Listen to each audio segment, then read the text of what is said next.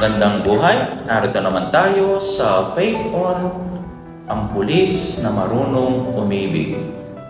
Let all that you do be done in love. In 1 Corinthians chapter 16, verse 14. Alam niyo po, madalas nating marinig ang salitang love. Pero sa hanay ng ating kapulisan, ibang klase ang pag-ibig na ipinapakita ninyo.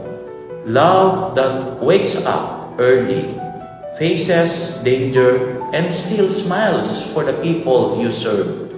Ang ganitong pag-ibig ay hindi lamang pakiramdam. Ito ay okasyon, pag-ibig na nakaugat sa Diyos, na nagbibigay lakas upang maglingkod ng tapat at may malasakit. Kahit pagod, may layunin. Kahit tahimik, may dangal.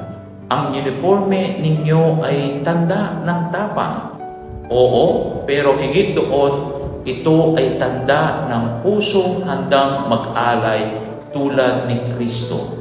Dahil ang tunay na pag-ibig ay paglilingkod na may kababaang loob at pag-asa.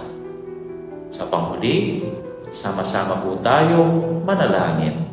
Sa ngalan ng Ama at ng Anak at ng Espiritu Santo. Amen.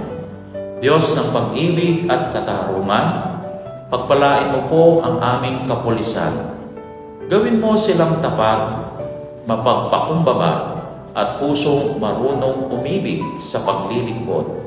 Naway maging daluyan sila ng iyong kapayapaan sa aming bayan. Amen. Sa ngalan ng Ama at ng Anak at ng Espiritu Santo. Amen.